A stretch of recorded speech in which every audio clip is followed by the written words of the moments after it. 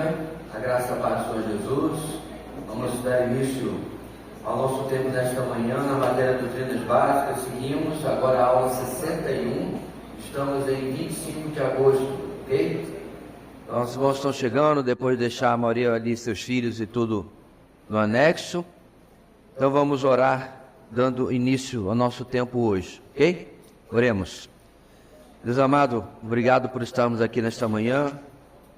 Perdoa, Deus, nossos pecados, lava-nos com o sangue do Teu Filho, dando-nos condições de sermos instruídos pelo Teu Espírito, iluminados naquilo que vamos aprender hoje na Tua Palavra. Visita aqueles irmãos, ó Deus, que estão enfermos, aqueles que estão viajando, aqueles que estão trabalhando, por isso não podem aqui estar conosco. Quanto a nós, dá-nos uma manhã abençoada. Oramos em nome de Jesus. Amém. Meus irmãos, como eu divulguei, hoje nós vamos atacar o texto de Mateus. É o último grande discurso de Jesus antes da sua morte. E a gente obviamente vai ter que fazer mais de um domingo, porque os capítulos 24 e 25 de Mateus tem muito conteúdo. Eu preparei hoje até o versículo 31, mas eu nem tenho esperança de chegar lá. Só vim preparado, né? O famoso, se der, deu, mas provavelmente não dará. Porque se a gente correr, a gente vai deixar algumas coisas pelo caminho, ok? Então eu queria começar, irmãos, lendo esse texto, Mateus 24 até o 31, para nos situarmos, ok? Para que vocês, de repente, nunca leu, alguma coisa assim, possa conhecer, né? Ou mesmo que já tenha lido, não tenha uma lembrança recente do que se trata. Vamos lá. Jesus saiu do templo e, enquanto caminhava, seus discípulos aproximaram-se dele para lhe mostrar as construções do templo. Vocês estão vendo tudo isto? Perguntou ele. Eu lhes garanto que não ficará aqui pedra sobre pedra, serão todas derrubadas. Tendo Jesus se assentado no Monte das Oliveiras, os discípulos dirigiram-se a ele e, em particular, lhe disseram: Dize-nos quando acontecerão essas coisas, e qual será o sinal da tua vinda e do fim dos tempos? Jesus respondeu: Cuidado que ninguém os engane, pois muitos virão em meu nome, dizendo: Eu sou o Cristo, e enganarão a muitos. Vocês ouvirão falar de guerras e rumores de guerras, mas não tenham medo. É necessário que tais coisas aconteçam, mas ainda não é o fim. Nação se levantará contra nação e reino contra reino. Haverá fomes e terremotos em vários lugares. Tudo isso será o início das dores. Então eles os entregarão para serem perseguidos e condenados à morte, e vocês serão odiados por todas as nações por minha causa. Naquele tempo, muitos ficarão escandalizados, trairão e odiarão uns aos outros, e numerosos falsos profetas surgirão e enganarão a muitos. Devido ao aumento da maldade, o amor de muitos esfriará, mas aquele que perseverar até o fim será salvo. E este evangelho do reino será pregado em todo o mundo como testemunho a todas as nações, e então virá o fim. Assim, quando vocês virem o sacrilégio terrível do qual falou o profeta Daniel no lugar santo, quem lê entenda, então os que estiverem na Judeia fujam para os montes. Quem estiver no telhado de sua casa, não desça para tirar dela coisa alguma. Quem estiver no campo, não volte para pegar o seu manto. Como serão terríveis aqueles dias para as grávidas e para as que estiverem amamentando. Orem para que a fuga de vocês não aconteça no inverno, nem no sábado, porque haverá então grande tribulação, como nunca houve desde o princípio do mundo até hoje, até agora, nem jamais haverá. Se aqueles dias não fossem abreviados, ninguém sobreviveria, mas por causa dos eleitos, aqueles dias serão abreviados. Se então alguém lhes disser: Vejam, aqui está o Cristo, ou ali está ele, não acreditem, pois aparecerão falsos cristos e falsos profetas, que realizarão grandes sinais e maravilhas para, se possível, enganar até os eleitos. Vejam que eu os avisei antecipadamente. Assim, se alguém lhes disser: Ele está lá no deserto, não saiam, ou ali está ele dentro da casa, não acreditem, porque assim como o relâmpago sai do Oriente e se mostra no Ocidente, assim será a vinda do Filho do Homem. Onde houver um cadáver, aí se juntarão os abutres. Imediatamente após a tribulação daqueles dias, O sol escurecerá e a lua não dará sua luz, e as estrelas cairão do céu, e os poderes celestes serão abalados. Então aparecerá o sinal no céu, o sinal do Filho do Homem, e todas as nações da terra se lamentarão e verão o Filho do Homem vindo nas nuvens do céu com poder e grande glória.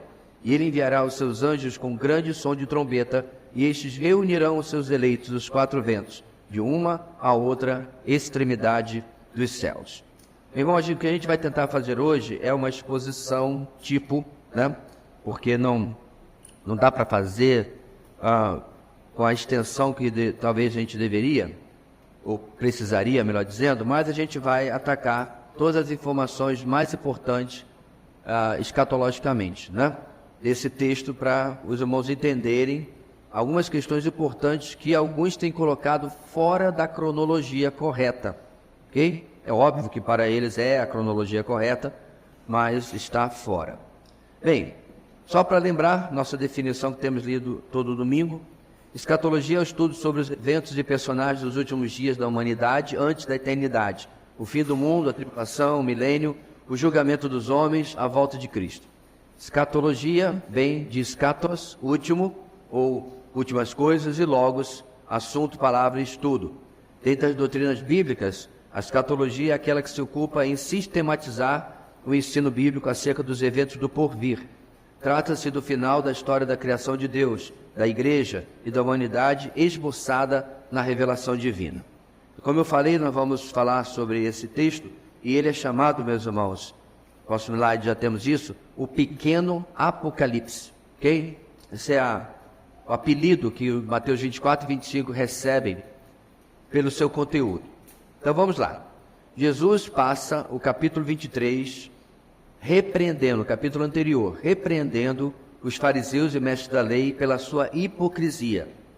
Eles eram o arquétipo do povo de Israel daqueles dias e da rejeição do Messias.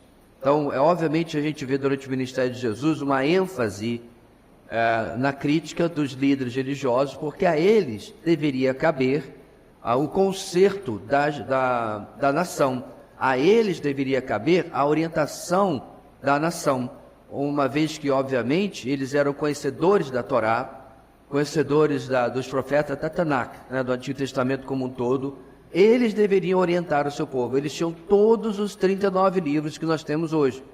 Eles tinham as promessas, as profecias. E o que Jesus encontra nos dias dele é o culminar do endurecimento que a gente está vendo em Isaías 700 anos antes, aonde o Senhor diz que endureceria esse povo para que ouvissem e não entendessem. Jesus cita o mesmo texto. Então é como se fosse o estágio final, a época em que Jesus viveu. Então ele critica duramente, como eu falei, os líderes são o arquétipo de toda a nação. Jesus não vai ser rejeitado só por eles. A verdade, apenas uma enorme maioria vai rejeitar Jesus, e apenas uma pequenina minoria é que vai, vamos dizer assim, se tornar cristão, né?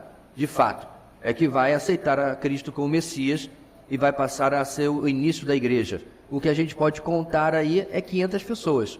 É o que Paulo fala em 1 Coríntios capítulo 15. Com certeza 500 pessoas. Agora, o que é isso no povo todo? Que tinha provavelmente, literalmente, centenas de milhares de pessoas. Todos eles rejeitam a Jesus como Messias, ok? Ainda no capítulo 23, irmãos, no verso 30, se você quiser dar uma olhadinha de canto de olho aí no lado da sua página, no verso 30, Jesus expõe a altivez deles e como se viam superiores aos judeus do passado, que foram rebeldes para com os profetas e rebeldes para com o Senhor. Então eles achavam aquela coisa, se eu estivesse lá, ia ser outra história, certo? É assim que eles se viam, como superiores. Eles rejeitaram a palavra dos profetas. Nós não faríamos assim. Estão fazendo agora. Estão fazendo literalmente o que eles estão se achando que não fariam se tivessem vivido no tempo dos profetas de antigamente, né? Por isso que Jesus expõe essa altivez hipócrita deles. No verso 31 seguinte, Jesus expõe como eles eram os descendentes dos assassinos do passado. Aqui, ele se refere a como eles já planejavam secretamente assassinar a Jesus. Portanto, eles deveriam acabar, pois, de encher a medida do pecado dos seus antepassados, que é o verso 32. Então, estamos vendo o contexto, meus irmãos, para chegar no nosso capítulo 24. Então, eles dizem, nossos antepassados fizeram isso e aquilo, vamos aqui enfeitar o túmulo de Jeremias, vamos aqui enfeitar o túmulo de Isaías, vamos celebrar esses grandes homens do passado. Só que eles estavam combinando como poderiam matar a Jesus. Então você vê, meus irmãos, a hipocrisia reinava na nata religiosa de Jerusalém. E Jesus nunca teve papas na língua para expor e deixar isso aí bem claro para todo mundo, ok? Jesus termina no verso 36, assegurando que a ruína anunciada no Antigo Testamento logo viria sobre eles, pois eles matam os profetas enviados, 37 parte A, enquanto isso o Senhor sempre quis acolher o seu povo, 37 parte B. Eis que a casa de vocês ficará deserta, e aí ele fala sobre os 2 milênios que nós temos até agora, mesmo com o retorno do povo de Israel, especialmente depois da Segunda Guerra Mundial, ainda assim isso continua se valendo, uma vez que a maior parte dos judeus continua espalhado pelo mundo. A diáspora persiste, certo? Os números apontam que mais de 50% dos judeus continuam fora da sua terra ancestral. Qualquer mudança só ocorrerá, irmãos, quando eles se voltarem para o Senhor. Jesus termina no versículo 39 com a famosa frase, vocês não me verão mais até que digam, bendito é o que vem em nome do Senhor. Baruch Rabá Bashem Adonai. É a frase que eles vão um dia dizer, aí sim, reconhecendo a Jesus como Senhor. Aí, meus irmãos, por que eu fiz questão dessa introdução?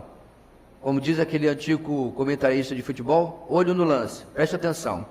Qual é o grande problema de muitos que pregam o Evangelho, certo?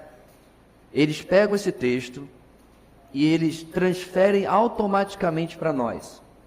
Então, essa é uma regra tão básica, deixa a sua professora de interpretação de texto orgulhosa.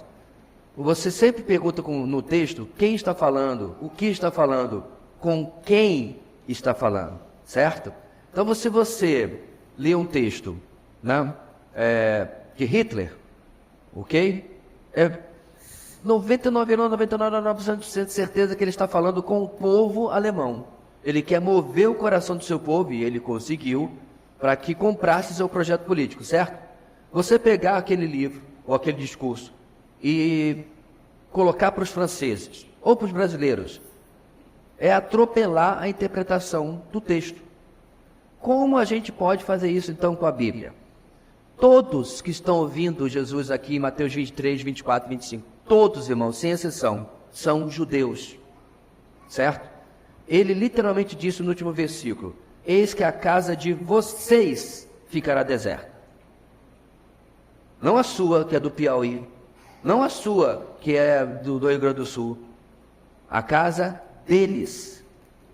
O texto está direcionado, o texto está falando com os judeus.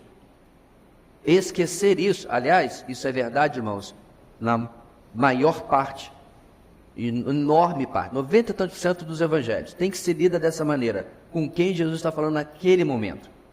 Pegar e passar para a gente vai ver algumas abominações que aparecem, algumas bizarrices que aparecem na interpretação quando a gente faz isso, ok? Então eu quero deixar isso bem estabelecido. E aí ele fala, vocês não me verão até que digam, Baruch Rabá Bashem Adonai. Então para pensar, tem sentido isso ser para a igreja? Não. Tem sentido, irmãos, remover Israel do plano de Deus? Isso aqui não vai se cumprir mais? Mas é exatamente isso que as outras posições escatológicas fazem, o amilenismo, o pós-milenismo. Não totalmente, tá, irmãos? Isso tem mudado. As evidências históricas têm feito a muitos rever as suas interpretações bíblicas. Que triste. E precisaram que a história cutucasse, especialmente o estabelecimento do Estado de Israel em 1948, e o que vem acontecendo de lá para cá, cutucasse a consciência deles para eles parassem e dizer assim, alguma coisa está errada aqui. Eu recomendo o livro do Franklin Ferreira, Por Amor a Sião. Ele, até onde eu sei, amilenista convicto, tem revisto a sua posição sobre o papel de Israel no cenário escatológico, certo? Então, eu quero estabelecer isso desde o começo, irmãos, porque isso determina tudo mais que a gente vai interpretar. Porque se você pegar o capítulo 24 e 25, aplicar para a igreja, para nós, ele vai ter um significado completamente diferente do que se ele for aplicado para o povo a quem ele foi falado, o povo judeu. Ok? Então, deixando isso já claro no nosso contexto aí. Bem, esta afirmação final, a do bendito, o que vem em nome do Senhor, próximo slide, já mudou já. Essa afirmação final levou à discussão seguinte. Quando os discípulos ouviram isso, irmãos, eles entenderam que alguma coisa estava esquisita. Eles entenderam, irmãos, uma ruptura. Vocês só me verão quando disserem, peraí, o senhor vai para onde? O que vai acontecer? Está mudando aqui o plano. Porque lembra, irmãos, na cabeça do judeu médio, e os discípulos não eram diferentes, Jesus tinha que ser um Messias revolucionário. Para eles, no fundo, Jesus estava escondendo o jogo e tal, né? Estava mantendo assim na maneirice e tal, mas na hora H, ele ia levantar o povo, botar os romanos para correr, mas não era isso que o seu discurso parecia. Que é claro, eles não estavam entendendo nada de fato que Jesus planejava fazer. Ok? Então vamos lá. Tendo completado suas discussões e debates com os líderes religiosos, Jesus deixou o templo para retornar a Betânia, pelo caminho do Monte das Oliveiras. Está no versículo 3, certo? Então você tem, irmãos, Jerusalém aqui, aquela famosa foto que você vê por aí de Jerusalém hoje, que tem um muro, e atrás do muro você vê aquela cúpula da mesquita, né? Que obviamente existe agora, não no tempo de Jesus. Então, aquela foto, irmãos, é tirada do Monte das Oliveiras. Está aqui, ó, atrás, tem o vale de Sidrom aqui, né? Então, monte, vale, e o Monte das Oliveiras de novo, e para cá ficava Betânia. Era pertinho, uma caminhada dava para você chegar lá. Então Jesus estava indo para Betânia, no Monte das Oliveiras ele para, porque o último discurso, capítulo 24 e 25, é o sermão do Monte das Oliveiras, na prática. Ele prega dali, okay? Ou ele ensina dali.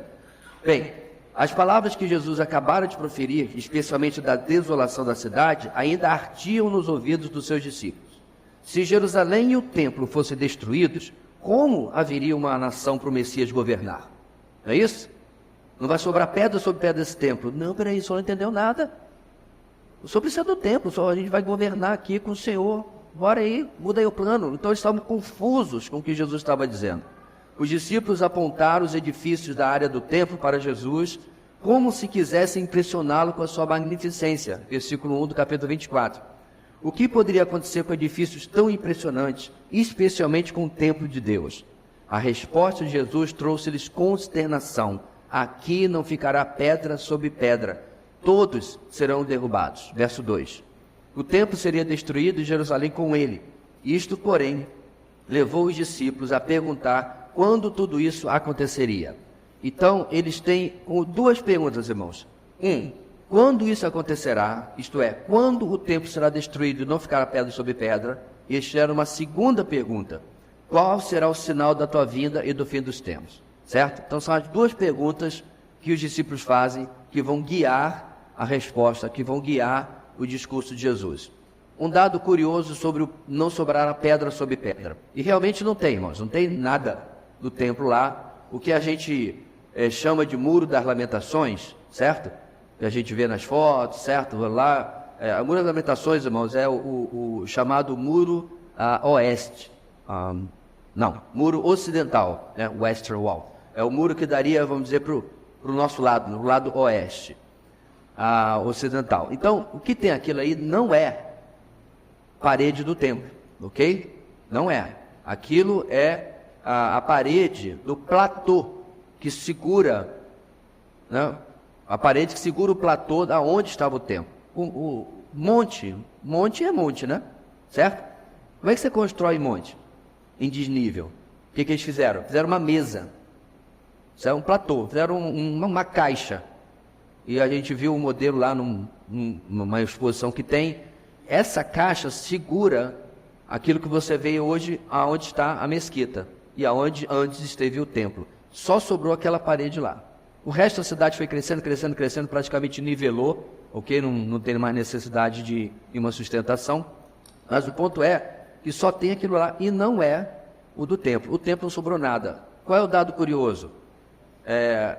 Herodes vinha há muito tempo decorando o templo.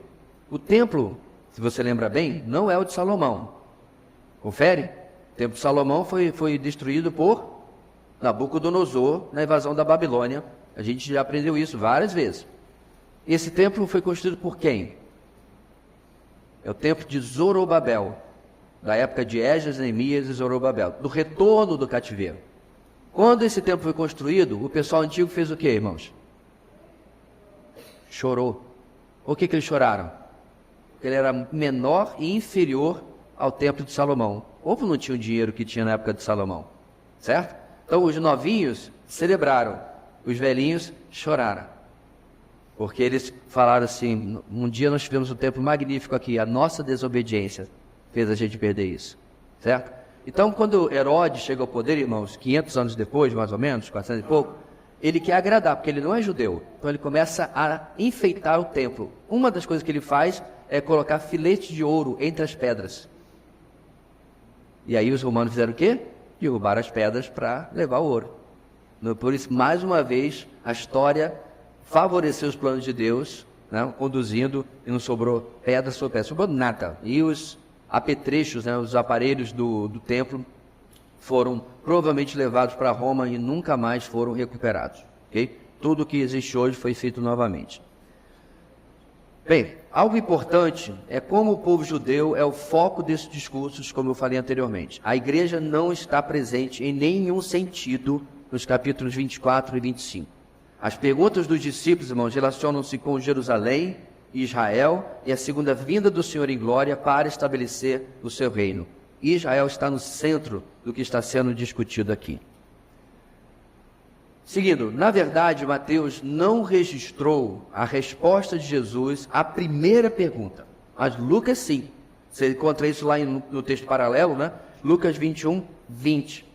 Os discípulos acharam que a destruição de Jerusalém, da qual Jesus havia falado, daria início ao reino. E estavam pensando, sem dúvida, em Zacarias capítulo 14. Porém, a destruição mencionada por Jesus ocorreu em 70 depois de Cristo. Uma destruição separada dos eventos finais em Zacarias 14, pois ali se estabelece que o Senhor reagirá defendendo o seu povo e o retornará pisando no Monte das Oliveiras. Então, eu li o parágrafo primeiro para agora a gente entender o que está escrito aí. O povo disse, os discípulos perguntaram, quando será isso? Quando será o quê? A destruição do templo, ok? Em Mateus, irmãos, Jesus não responde. Mas se você virar as páginas da sua Bíblia, rapidinho, Lucas registra a resposta de Jesus. Lucas 21, 20. Vamos lá.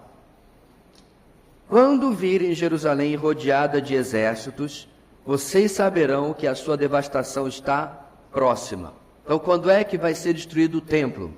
Quando vocês virem Jerusalém cercada de exército, certo? Então, quando os discípulos ouviram isso, não está em Mateus, mas está em Lucas, Jesus de fato falou, ok?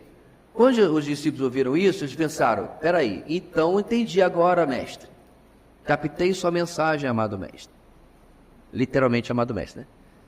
Então, essa destruição que você está falando é necessário, porque aí o povo vai se levantar e vai se cumprir aquilo que está em Zacarias capítulo 14. Irmãos, Zacarias 14, eu costumo chamar da criptonitra do amilenista. Porque se ele não alegorizar Zacarias capítulo 14, ele vai ter que mudar de posição. Mas ele alegoriza, não precisa nem avisar que é isso que acontece. Então, Zacarias capítulo 14, irmãos, vai trazer uma descrição da volta de Jesus e do que acontecerá com Israel nesse contexto.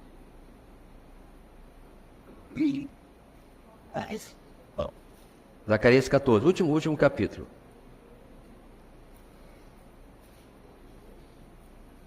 Pronto.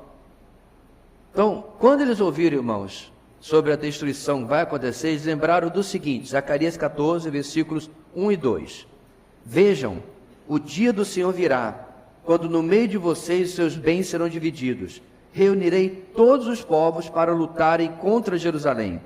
A cidade será conquistada, as casas saqueadas e as mulheres violentadas. Metade da população será levada para o exílio, mas o restante do povo não será tirado da cidade.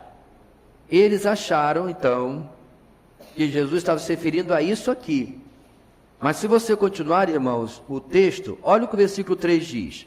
Depois o Senhor sairá para a guerra contra aquelas nações, como ele faz em dia de batalha. Então o que aconteceu, irmãos, no ano 70 depois de Cristo? Lembrando, né, porque eu já mencionei isso várias vezes. Roma disse basta para as insurreições e rebeldias do povo judeu. Era, meus irmãos, atentado contra atentado, revolução contra revolução, tentando botar os romanos para fora. Os romanos, Roma disse, passa a régua, acaba com isso aí logo, porque está demais. E eles fizeram. Esse, na verdade, irmãos, era o temor dos fariseus, viu? De que as revoltas e o próprio Jesus incomodassem Roma, e eles perdessem seu cargo comissionado, porque estavam no bem bom. Eles viviam bem, comendo uvas, tâmaras, uma maravilha. Ninguém incomodava, eles tinham o seu próprio poderzinho, né? Pôncio Pilatos ficava lá na dele, mas aí Roma deu um basta. Em 70, o imperador manda o general Tito, e ele invade Jerusalém, e ele realmente destrói o templo, ele profana o templo. A história diz, eu não tenho absoluta confirmação disso, que ele leva 2 prostitutas e tem sexo com elas dentro do templo, para afrontar a memória dos judeus. Bem, então isso de fato aconteceu. O que não aconteceu, irmãos? O versículo 3. Então Zacarias 14 não está falando da invasão de Tito. Ok? Só um alerta, irmãos, para os mais novos da fé. O general Tito não tem nada a ver com a carta de Tito, tá bom? Eles só são charais. Esse ruim, esse bom. Ok? Esse é o general romano. Tito era discípulo de Paulo, esse outro aqui, tá? Só para mais novos da fé não ficarem com a cabeça confusa. Bem, voltando, irmãos, então no versículo 3 diz claramente que neste evento aqui, que ainda é futuro, quando Jerusalém for invadida, o Senhor vai reagir. Isso vai acontecer no final da tribulação.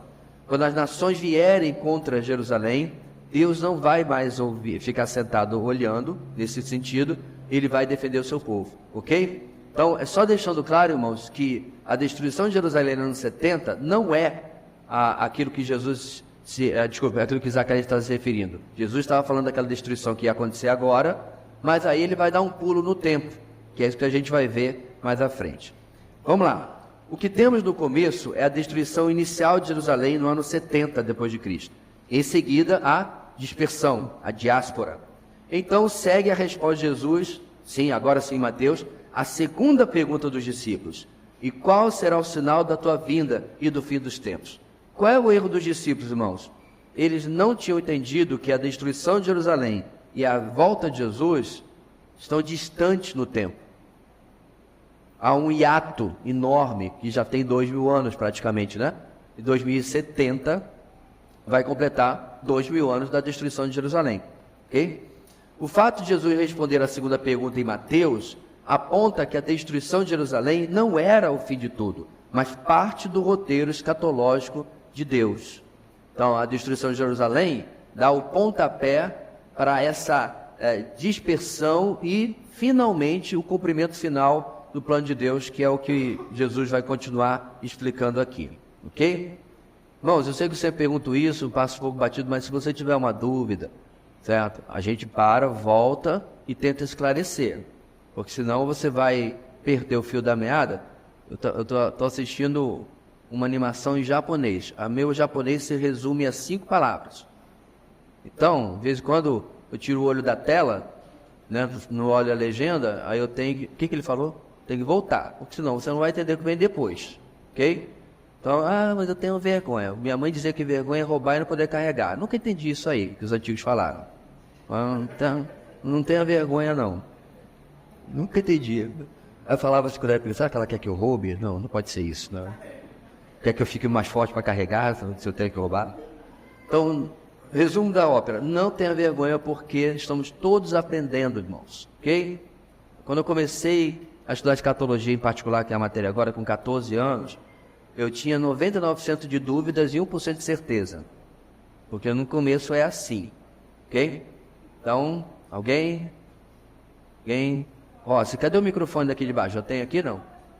Mas aí não fica na gravação. Dá o play. Para perguntar para o senhor, capítulo 4, lá do livro de Zacarias. Ele. 4:14. Não, certo, capítulo 14, versículo 4. Ah. Ele é bem esclarecedor sobre esse ponto, onde fala que a vinda de Jesus. Pronto. Isso? O versículo 4 diz, irmãos, naquele dia os seus pés estarão sobre o Monte das Oliveiras, a leste de Jerusalém. Vamos lá. Tito invadiu Jerusalém e destruiu o templo. Jesus pisou no Monte das Oliveiras? Sim ou não, irmãos? Não. Então Jesus, em Mateus, não está falando de Zacarias. O que significa o quê, meus irmãos? Olha só como é simples. Israel não pode ser apagado do plano de Deus, porque tem Zacarias 14 para se cumprir. Pastor, mas o homem não sabe disso, sabe? O que ele faz? Não, vocês são muito literalistas. Não é o pé dele que vai estar lá em Jerusalém, não. Isso é o Evangelho. Isso é a expansão da mensagem cristã. O texto diz uma coisa, só tem, meus irmãos, como dizer outra, se você alegorizar a palavra que eu descobri que eles detestam. Agora, se isso aqui é uma cadeira, literalmente uma cadeira, tá? Eu dou um significado simbólico, pouco importa se é simbólico, se é alegórico, não é outro significado? É a diferença entre denotação e conotação. Uma coisa é uma coisa, outra coisa é outra coisa. Eu estou chamando isso aqui de uma coisa que não é literalmente uma cadeira. Bem, literalmente o texto diz, no versículo 4, que naquele dia o Messias pisará no Monte das Oliveiras e mais. Aí, ó, voltando aqui. Dividirá o monte ao meio. Uma pena, é tão bonito lá. Mas vai acontecer. Depois ele restaura, sei lá. E tem mais coisa. Ó.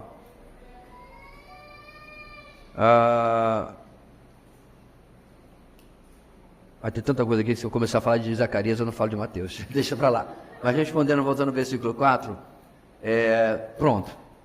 Isso não aconteceu. Então Zacarias 14 não pode estar falando da invasão de Tito no ano 70. Okay? A não ser que você alegorize o texto. Eu não consigo encontrar outra palavra. A não ser que você espiritualize o texto. A não ser que você simbolize o texto, né? Ou dê a ele um significado que não seja o seu significado textual. Tá? Não tem alternativa. Ok? Então vamos lá. Jesus começou a descrever os eventos que levarão ao seu retorno. Aqui há pelo menos 3 pensamentos, irmãos, sobre a questão da cronologia, da divisão do texto, ok? Vamos lá, presta atenção ali no número 1. De 4 a 8, já traz Jesus descrevendo o começo da primeira metade do período de 7 anos que precederá, né, sua vinda, sua segunda vida, isto é, a tribulação, ou 70ª semana de Daniel, ok? Então, uma parte dos intérpretes acreditam que 4 a 8 já está falando da tribulação em si, certo? Você acompanhou a leitura, no 4 a 8, lá de Mateus, a gente fala sobre... Deixa eu voltar para Mateus, que eu estava aqui ainda em Lucas. Fala sobre o quê? Cuidado, ninguém os engane, pois virão muitos em meu nome, eu sou Cristo.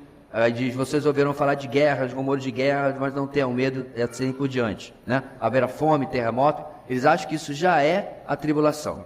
Segunda opção, irmãos, de 4 a 8, ele fala de sinais gerais, agora, na atual era da igreja, e que o tempo da angústia, a tribulação, começa apenas no versículo 9. Então, Jesus está falando do que acontecerá antes, no versículo 9, ele começaria a falar sobre a tribulação, ok? Terceira opção de interpretação. Outros sustentam que Cristo falou de sinais gerais, dos versos 4 até o 14, com a tribulação começando apenas no versículo 15. Então, joga a tribulação mais para frente no nosso texto. Então, qual é meu apanhado em relação a isso? Próximo parágrafo. É o nosso entendimento, isso é uma técnica literária, tá, irmãos? O nosso, quer dizer, o meu.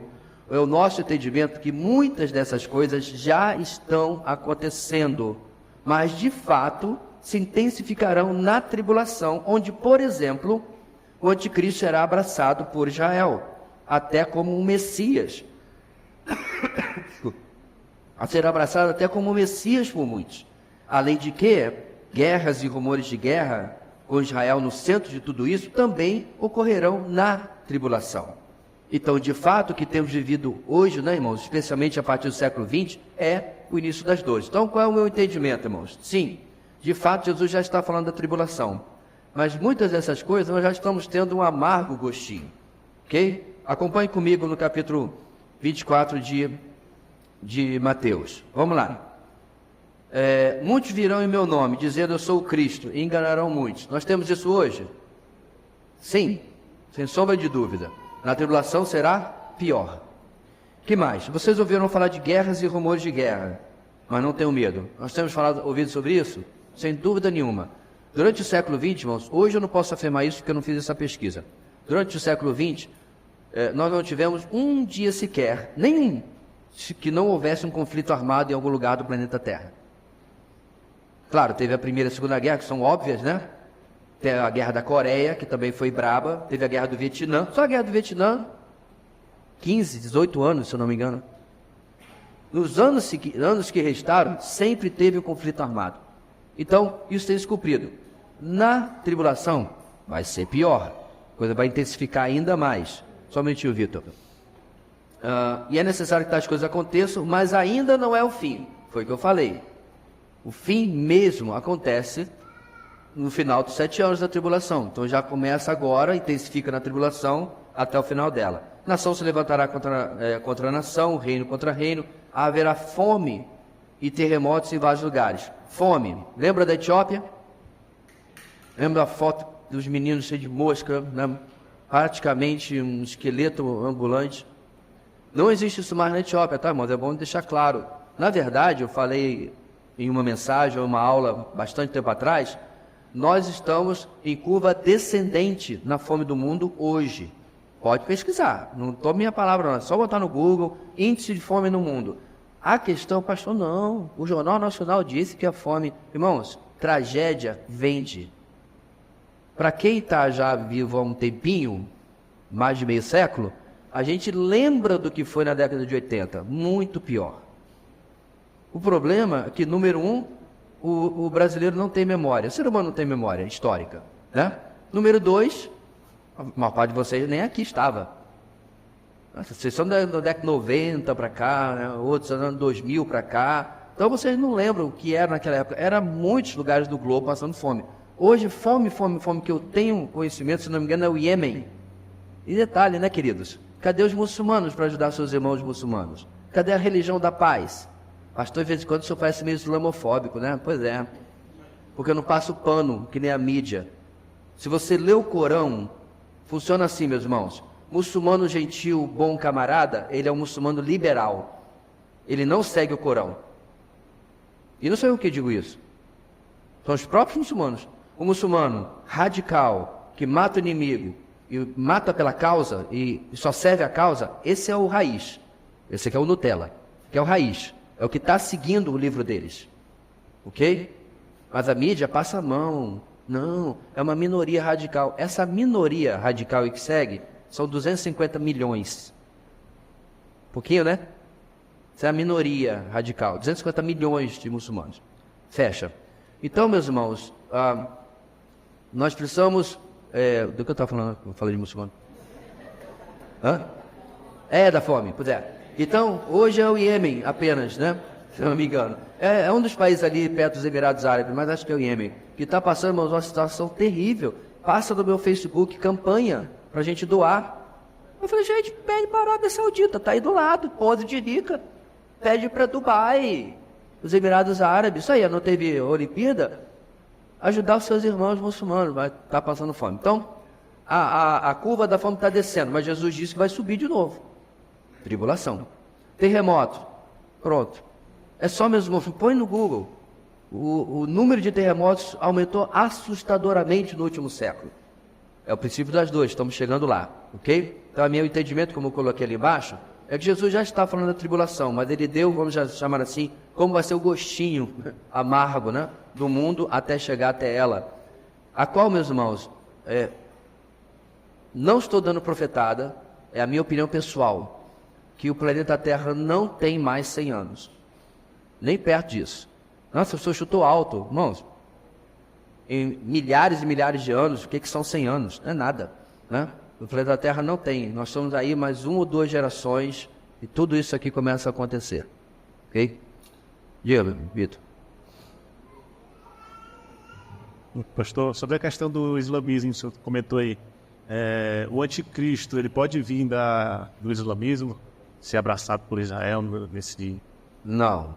Na aula sobre o anticristo a gente falou que ele vem de uma herança, uma descendência europeia, por causa do Império Romano restaurado. Lembra dos dedos de barro e ferro, né? Então você tem a imagem do Nabucodonosor que termina nas pernas de ferro e os pés de ferro e barro. Então os pés de ferro e de barro são digamos assim, um tipo de Império Romano restaurado, que é toda essa Europa que foi influenciada pela cultura greco-romana. Então ele pode vir da Itália, ele pode vir da França, ele pode vir... Essa expansão do islamismo na Europa? Não, ele pode ter um pano de fundo, né? Ele pode ter uma influência, não pode se descartar isso. Agora, ele dificilmente vai se identificar só com uma linha religiosa, porque ele vai, como eu disse, agradar todo mundo, abarcar todo mundo. Finalmente vai se conseguir essa paz entre as religiões que o mundo tanto quer. Menos, que aí vai ser uma das razões da perseguição, menos com os verdadeiros cristãos. Né? Não, o ecumenismo, irmãos, ele é uma abominação. Como é que você vai juntar luz e trevas? Cristão que junta a mão em igualdade contra a religião não entendeu nada da Bíblia. Jesus não disse que ele é um caminho, uma verdade e uma vida. Como é que você vai dar a mão para um budista que está indo para o inferno sem dizer para ele que ele está indo para o inferno? Isso é egoísmo. Você é meu irmão, tá? Mas Jesus é o único caminho, é uma coisa ou outra. O cristianismo, se você não entendeu ainda, ele é exclusivista. Eu não estou me referindo à videira, à igreja batista, de maneira nenhuma. Estou falando do cristianismo, da fé cristã. Ela é exclusivista.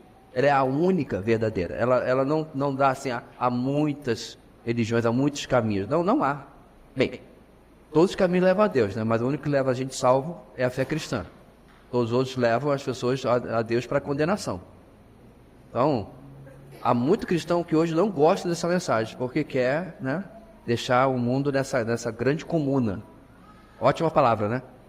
Grande comuna, onde todo mundo comunga, onde não é a mensagem bíblica. James. Se não quiser inglês, eu falo em Jacob. Tudo é Tiago, mas por que pareça? James, Jacob, Tiago. Vai entender. Nada a ver, né? Vai lá. Ainda de Zacarias 14, eu queria entender se isso vai acontecer no final do milênio ou em que momento da história. No final da tribulação. Nesse ponto que a gente está aqui. É o final do texto que a gente vai ver. Acontece a última invasão de Jerusalém e a derrota final dos inimigos de Israel. Mas aqui diz que eles vão ser exilados, né? Vão ser exilados. E aí quando Jesus volta, ele restaura tudo. Ele traz seu povo de volta de uma vez por todas. Tanto que o pastor Edson Naves falou na conferência que Israel seria de novo espalhado pelo mundo. Pronto. Certo. Né? Então vai haver de novo uma diáspora. Então a gente está juntando para espalhar de novo. O que Deus planejou historicamente desde 1948 era necessário. Porque como que a profecia se cumprir se eles não estivessem lá? Essa é outra razão, irmãos, porque o templo tem que ser construído. Porque ele faz parte da profecia também. Então o terceiro templo vai ser construído com certeza absoluta. Só para entender, é no final da tribulação. Tá. No final da 70ª semana de Daniel. Ok? Ok, obrigado. Muito bem. Os eventos descritos nos versículos 4 a 8 correspondem, de certa forma, aos 7 selos em Apocalipse capítulo 6, apontando que, de fato, também ocorrerão na última semana, ou seja, a tribulação. Ok? Por quê, irmãos? Apocalipse do capítulo 4 até o 19 é tribulação. Ok? A gente já falou isso quando falou sobre o fato de que a palavra igreja não aparece lá. Em nenhum lugar. Ela para no capítulo 3, na última carta à igreja de Apocalipse. Capítulo 4 ao 19 não existe o vocábulo igreja. Por quê? Porque a igreja já foi arrebatada. Nós vimos isso em uma das razões pela qual a igreja não passará pela tribulação 2 aulas atrás. Ok? Então, no capítulo 6 de Apocalipse, nós estamos em plena tribulação. Literalmente, a coisa está quebrando tudo, certo? E aí nós estamos apontando o quê? Aquilo que Jesus fala tem muito paralelo com os 7 selos de disciplina de Deus sobre a terra, né? Que está em Apocalipse capítulo 6. Então vamos lá, por exemplo, esse período será caracterizado por falsos cristos, está em Mateus 4 a 5. Você confere isso em Apocalipse capítulo 6, 1 a 2. O primeiro selo é o anticristo, ok? Se você quiser ficar virando a página assim, não dá para a gente ler todas as passagens, você vai ver aí o paralelismo, vamos chamar assim. O que temos aí que mais? B, guerras e rumores de guerra. Mateus 24, 6. Você vai ver a mesma coisa em Apocalipse 6, 3 a 4. O segundo selo é mais guerra, certo? Em que as nações se levantarão umas contra as outras em escala global. Nós vamos ter a terceira guerra mundial, de fato, acontecendo, né? Não só a mídia achando isso. E C, distúrbios incomuns da natureza, incluindo fomes. Mateus capítulo 7. Nós vemos a mesma coisa em Apocalipse capítulo 6, 5 e 6. É o terceiro selo, que é fome. O quarto e o quinto selo são morte e martírio. E os terremotos. Mateus capítulo 24. O sexto selo é terremoto. Essas coisas, disse Jesus, serão o princípio das dores de parto. Tal como as dores de parto de uma mulher grávida indicam que o seu filho nascerá em breve, esses conflitos e catástrofes universais significarão que o fim desta era pré-evento está próximo. O que é pré-evento, irmãos? Pré-advento, desculpe. Pré-volta de Cristo, certo? Não sei se você sabe, mas o termo técnico que a gente chama o Natal é o advento. Então nós vamos ter agora o quê? O segundo advento. Então todos esses fatos e eventos são o advento de Cristo, quando ele volta à Terra. Então, com certeza, aquilo que você tem no início de Mateus 24 são coisas que acontecerão durante a tribulação. Como eu já expliquei uma outra vez, irmãos, em alguns desses selos, centenas e até mais de 1 bilhão de pessoas morrerão. Eu não sei nem como se enterra tanta gente, como é que você faz, se você queima, o que você resolve, mas o mundo, meus irmãos, vai ficar distópico. Sabe aquela distopia que você vê nos filmes? Não vai ter mais tempo de restaurar coisas destruídas, não tem mais recursos para fazer isso, não tem gente para fazer isso. Tudo começa com literalmente milhões de pessoas desaparecendo. Nós. Já pensou? Tudo já começa a entrar em caos. Se você esperava 3 horas no Detran, você vai esperar 7 horas no Detran. Vai entrar em caos. E aí as pessoas começam a morrer por causa dos selos, por causa das trombetas, por causa das taças de ira. Então você tem que conseguir absolutamente qualquer coisa. Vai ter muito mercado negro, né, para conseguir passar a mercadoria para lá e para cá. Vai ser realmente, meus irmãos, tempos extremamente difíceis. O filme tão criticado, deixado para trás, não risca nem a superfície. Você olha lá, as coisas são todas legais, né? Você vê um carrinho parado aqui, outro lado, não.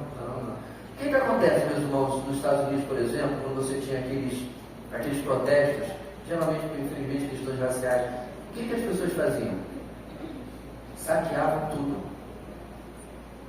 Para pensar, o moto da humanidade, o slogan da humanidade vai ser aquele que eu falei para vocês: farinha pouca, eu quero primeiro. O mundo está acabando, deixa eu quebrar essa vitrine aqui, pegar toda a água mineral que eu puder para estocar, né? Agora, meus irmãos, na pandemia, o pessoal estocou papel higiênico, faltou papel higiênico no lugar do mundo, o pessoal começou a guardar papel higiênico. Porque acharam que está tudo em colapso, fechado, né? Temos que comprar. Eu comprei comida, né? O último cabo higiênico, na necessidade de tomar banho, né? Fazer lá o quê?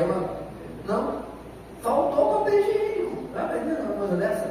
E foi só uma pandemiazinha, irmãos. Agora aqui, o mundo vai entrar em colapso, completamente colapso. Acho que eu botei esse próximo slide repetido. Veja aí, por favor. Ou não? Botei, né? Peraí. Diga. Cadê o Mike?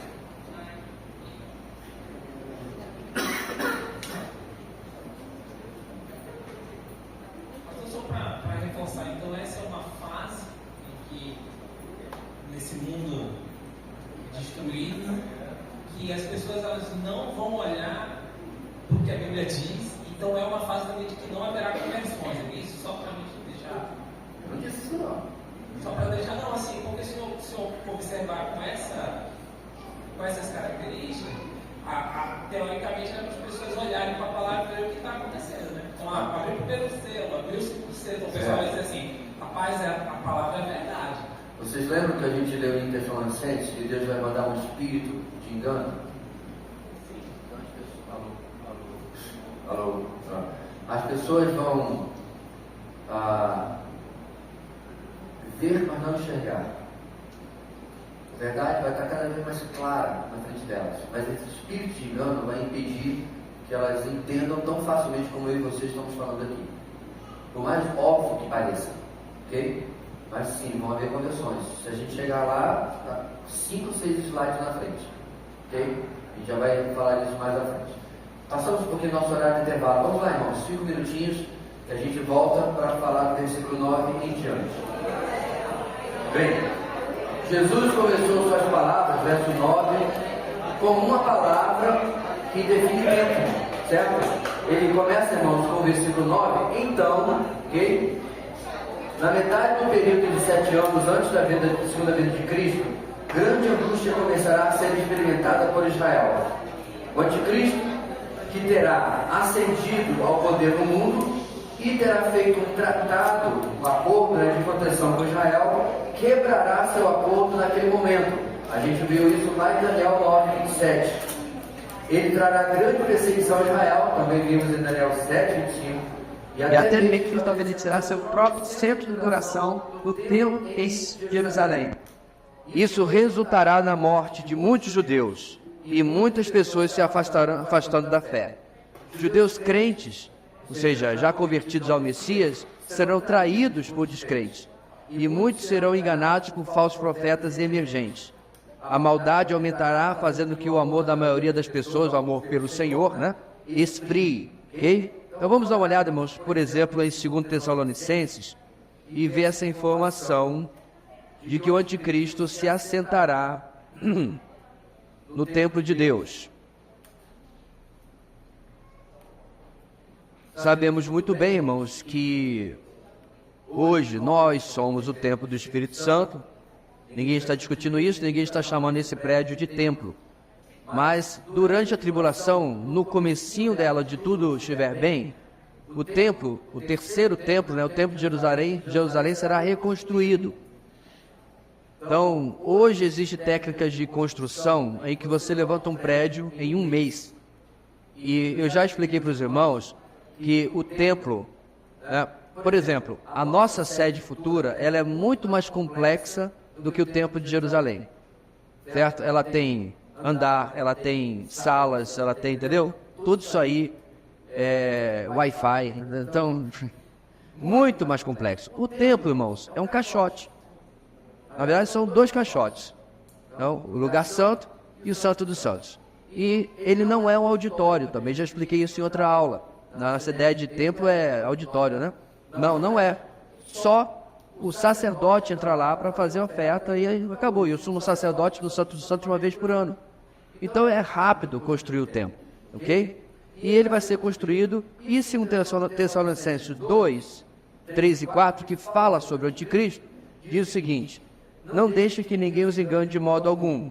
Antes daquele dia virá o que, meus irmãos? Esse aí prestou atenção na última aula. Muito bem. Virá a retirada, a saída, certo? Tradução correta da palavra apostasia nesse contexto. E então será revelado o homem do pecado, o filho da perdição. Este se opõe e se exalta acima de tudo que se chama Deus ou é objeto de adoração, chegando até a assentar-se no santuário de Deus, proclamando que ele mesmo é Deus. Então o que o nosso texto diz em Tessalonicenses, irmãos? Paulo escrevendo para os Tessalonicenses, certo? ele vai se assentar no santuário de Deus. Os Tessalonicenses são, em sua enorme maioria, gentios. Em outras palavras, não judeus. Certo? Então você é não judeu no primeiro século e você ouve que esse líder, esse perverso, vai se sentar no santuário de Deus. O que eles pensaram, meus irmãos, quando leram isso aqui? Eles pensaram no templo em Jerusalém, porque Paulo é um judeu escrevendo. Para o judeu só existe um santuário de Deus, o templo em Jerusalém, que naquela época ainda não havia sido destruído. Então o que os Tessalonicenses pensaram quando leram? Ele vai se assentar lá no templo em Jerusalém. Né? Aí o que os nossos queridos irmãos querem fazer entender aqui? Não. Santuário de Deus é a igreja hoje. Ele vai se assentar, muitas aspas, no santuário de Deus, porque ele vai enganar a igreja durante a tribulação, porque eles acreditam que vamos passar pela tribulação. O problema, meus irmãos, é que eu não consigo ver possibilidade desses queridos irmãos de Tessalônica chegarem a essa conclusão. Em interpretação de texto, você trabalha com os dados que você tem. Vamos ler a carta de Paulo, irmãos, que ele mandou para a nossa querida igreja aqui em Tessalônica. Ok? Vamos ler. Sentem-se. Aí ele lê a carta, aí alguém levanta assim: ei, Paulo está falando da gente, né? Desse santuário de Deus aí. Da onde eles iam tirar isso? Como é que eles iam fazer, meus irmãos, a conexão do que está escrito com esse significado, se o texto não está falando nada sobre isso? O texto está falando simplesmente que ele vai se assentar no santuário de Deus. Se Paulo, meus irmãos, quisesse que eles entendessem de forma diferente da óbvia, ele teria escrito o santuário de Deus, que são vocês, ou algo parecido. Então, meus irmãos, pode fazer piada, que a gente é literalista demais. Lembra da piada da rasteirinha? Que a mulher foi comprar a rasteirinha, o vendedor da loja de sapato era dispensacionalista, aí ele foi dar uma rasteirinha, não era sapatinha, era rasteirinha. Pode fazer meme, pode fazer o que quiser. O que eu não vou fazer, meus irmãos, é desrespeitar o que o texto está dizendo. Pastor, só pode estar errado? Posso, mas estou errando do lado da segurança, do respeito ao texto. O texto está dizendo uma coisa, eu vou ficar com o que o texto está dizendo. E vamos mostrar, meus irmãos, historicamente daqui a mais à frente, a aulas, que tudo, para o templo ser construído hoje, 25 de agosto, está pronto, tudo. Eu digo tudo o de dentro, né? O de fora eu tenho informações, mas não posso confirmar. Mas o de dentro eu vi com esses olhos que a terra há de comer. Só não pude tirar fotos, felizmente, porque era proibido, tá? Mas eu tenho as fotos do site, a gente vai passar tudinho aqui. Vi a Arca da Aliança, toquei nela, não fui consumido, não, toquei nela, ela está dentro de uma vitrine, não pode tocar. Eu mandei, irmãos, para vocês no grupo, na época, o vídeo do lado da menorá. Quem lembra disso, né? Ela está numa praça, a menorá, num vidro à prova de bala, e de furto, né? Porque ela é de ouro, na praça, pertinho do museu. Tudo pronto. Roupa do sacerdote, dos levitas, o lugar do pão da propiciação, o altar do sacrifício, absolutamente tudo está pronto. Levitas sendo treinados, porque eles realmente acreditam, meus irmãos, que o culto judeu tem que ser restaurado para o Messias vir. Nesse ponto eles estão errados, mas cronologicamente realmente vai acontecer assim. O templo vai ser reconstruído no início da tribulação e o anticristo vai se assentar nele. Ok? Podemos seguir adiante? Ok. O verso 13, agora sim a coisa fica mais legal. É um dos mais polêmicos nesse trecho. Vamos lê-lo, irmãos, antes de continuar. Vou voltar para Mateus, né? Porque eu estou para lá e para cá e já... Eu era mais rápido de virar a página antigamente. A tecnologia é ruim, né? Deixa a gente fora de forma até de virar a página. O versículo 13 diz o seguinte, irmãos. Mas aquele que perseverar até o fim será salvo. Vamos ver o contexto. Tá? Devido ao aumento da maldade, o amor de muitos esfriará, mas aquele que perseverar até o fim será salvo. Então vamos lá, irmãos. Aqueles que permanecerem fiéis ao Senhor até o fim desse período de tempo serão salvos. Verso 13.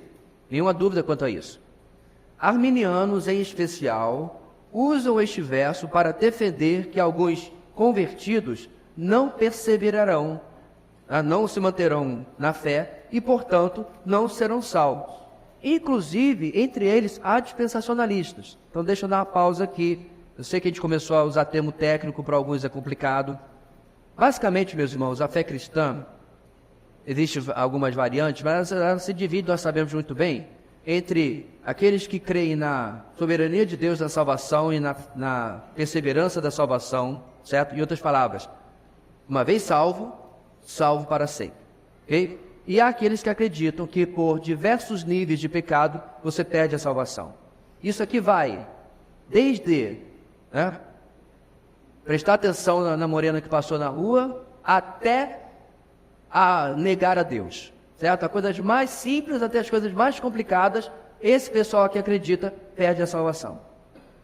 Em geral, nós identificamos essa ramificação como doutrina arminiana, do teólogo Arminius, ok? Se alguém disser que eu pareço com ele, pode pegar sua membresia hoje. Tá? Essa piada já está velha. Então, Armínio começou isto, na verdade não começou, mas deu ênfase a isso, e seus discípulos, depois, os remonstrantes, pioraram ainda mais o quadro, ok? Desse lado, meus irmãos, reformados ou calvinistas, ou monergistas, nós cremos que a salvação, a regeneração da nova vida é uma vez por todas. Ah, pastor, mas eu conheço fulano que foi crente 800 anos, aí um ano antes de morrer, ele virou macumbeiro. Então, o que nós entendemos, irmãos? Ele enganou direitinho você, porque ele nunca crente foi. Não importa quantos anos ele passou dentro da igreja. Tem os trejeitos, fala a língua, fala o dialeto, mas ele de fato não se converteu. Porque o Espírito Santo não é inquilino. Uma hora está dentro, uma hora está fora. Uma hora está dentro, uma hora está fora. Estou na igreja, estou na bênção, o Espírito Santo. Aí saí daqui, xinguei o cara que me cortou no trânsito, o Espírito Santo sai. Irmãos, literalmente tem crente que vive debaixo desse terror. Geralmente de linha arminiana. Aí o que eu estou dizendo aqui? Que aqueles de linha arminiana, inclusive dentre eles, irmãos, há sim dispensacionalistas e muitos. Por exemplo, a Assembleia de Deus em geral é dispensacionalista. Em geral. Ela crê basicamente na mesma teologia que a gente crê. A diferença, eles acreditam que você pode perder a salvação e, portanto, lembra do arrebatamento? Jesus vem e você fica. Então, se na hora do arrebatamento você está em pecado, você não vai. Então, Jesus vai pegar, assim, parte da igreja, tantos por cento, mas a parte que não está firme, fica. Nós já falamos isso durante a aula sobre arrebatamento, que isso não faz sentido. Jesus vem buscar a igreja, não parte dela. Nos situamos agora do que está falando esse parágrafo? Ok? Então, voltando aqui, meus irmãos. Porém, isso que eles acreditam, está no meio ali, o porémzinho, isso não alinha com a doutrina da perseverança dos santos, que nós já defendemos na aula de soterologia. Aí você volta lá, a doutrina da perseverança dos santos é a que ensina que a salvação não se perde, porque a salvação pertence ao Senhor, ela não é sua, ela não é molho de chave, para você sair perdendo todo dia, toda semana, todo mês, ok? O que o verso 13 então está ensinando, irmãos, é que, presta atenção agora, irmãos, vamos falar do verso 13, aqueles que perseveraram até o fim será salvo.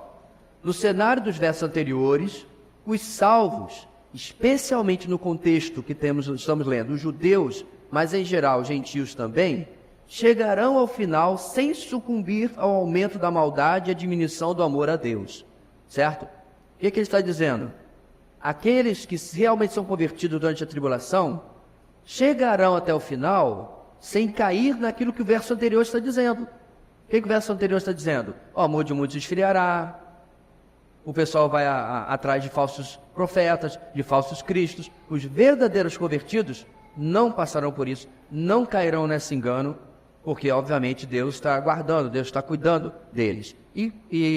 Ou seja, chegando ao final sem sucumbir ao aumento da maldade, a diminuição do amor a Deus, e conseguirão por serem salvos, não para serem salvos. Essa é a grande diferença. Então é uma questão, meus irmãos, hermenêutica de causa e efeito, certo?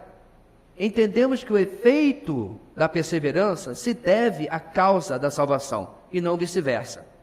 Então, o que eu estou dizendo aqui, meus irmãos? Eles perseveram porque são salvos. Eles não são salvos se perseverarem. Por isso que eu disse que é uma hermenêutica de causa e efeito. Isso é simplesmente a divisão que existe naqueles que interpretam esse texto. Você lembra daquele negócio, Tostines é mais fresquinho porque vende mais, ou vende mais porque é mais fresquinho, né? É famoso, o que causa o quê? Então nós entendemos, irmãos, que nós perseveramos na salvação porque Jesus nos salvou de fato. Ele não salvou a gente com suco de groselha, não. Foi com seu sangue precioso. Ele não escreveu o nosso nome no livro da vida com lápis para poder virar com a borracha e apagar 10 vezes durante a nossa vida. Não. Ele escreveu com o seu sangue, onde não se pode apagar. Então, no nosso texto, irmãos, ele não está falando sobre perda de salvação. Ele está falando de que aqueles que perseverarem na fé, porque são salvos, não sucumbirão a tudo isso que esse contexto está dizendo que vai acontecer com a humanidade. Vão ouvir falsos profetas, eles vão aumentar, né, na maldade, vão diminuir o amor a Deus. Senão você vai ver o pessoal ali matando. Então você tem que proteger a sua família, certo? Você não tem temor a Deus. E o mundo está vindo aqui. Você vai matar. Não se engane, meu irmão. Os filmes apocalípticos, né? The Walking Dead é o retrato da humanidade. Para quem gosta do The Walking Dead, que é um filme, uma série de zumbis, obviamente fictícia, né? Espero eu. O maior inimigo não são os zumbis, são os outros seres humanos. Porque tem pouca comida, tem pouca água, tem pouca gasolina para ir para lá e para cá. Em todas as temporadas, tem um inimigo humano que quer a sua casa, que quer aquele condomínio que você conseguiu fazer para poder ficar protegido. Já pensou uma coisa dessa? Tribulação. O maior inimigo são as pessoas que querem aquilo que você tem e estão dispostos até a matar para isso. Os eleitos, os salvos, não sucumbirão a esse cenário caótico, certo? Não irão matar, não irão roubar, não irão cair no aumento da maldade que aqui o texto está dizendo. Ok?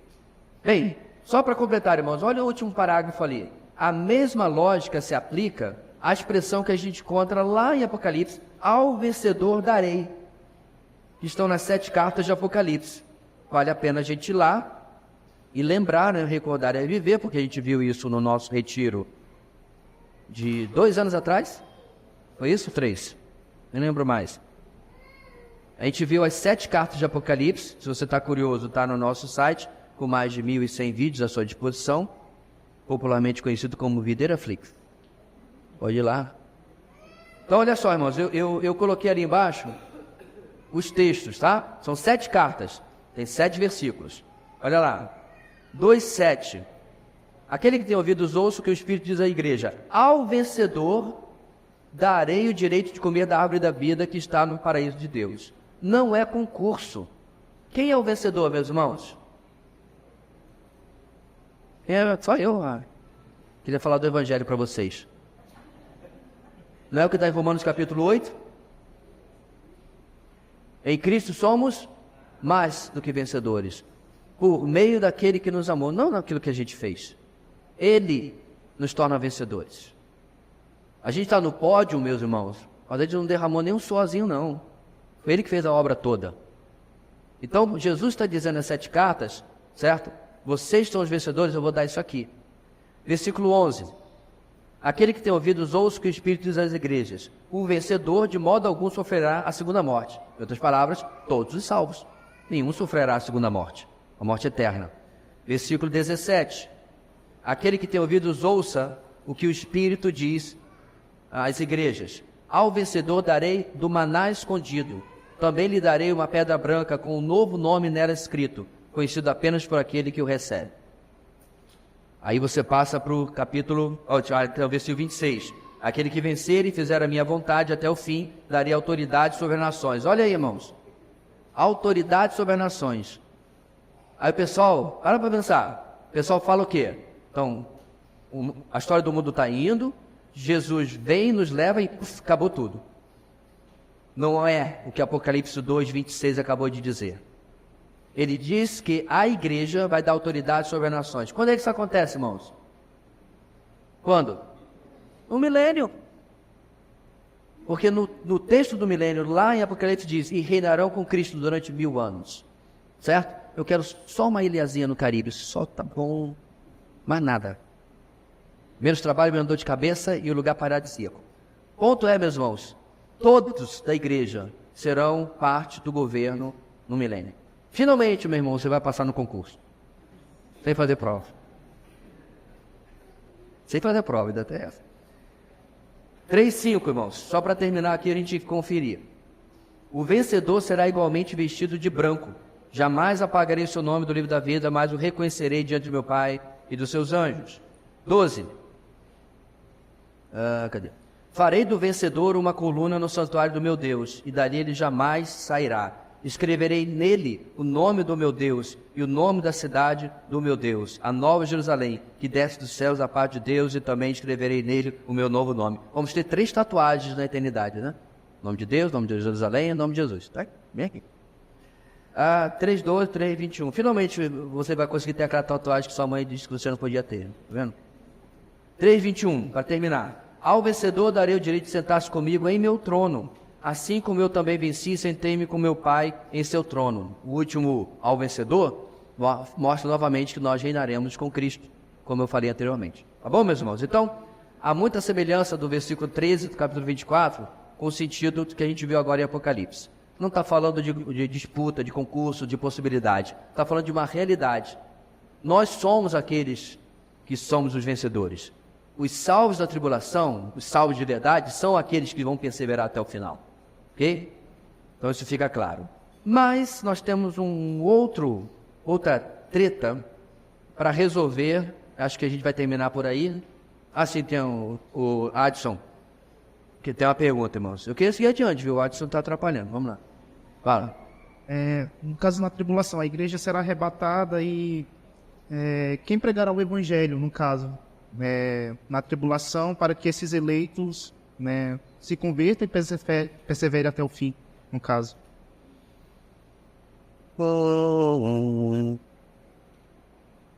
4 slides na frente. Só semana que vem, porque não vai dar tempo.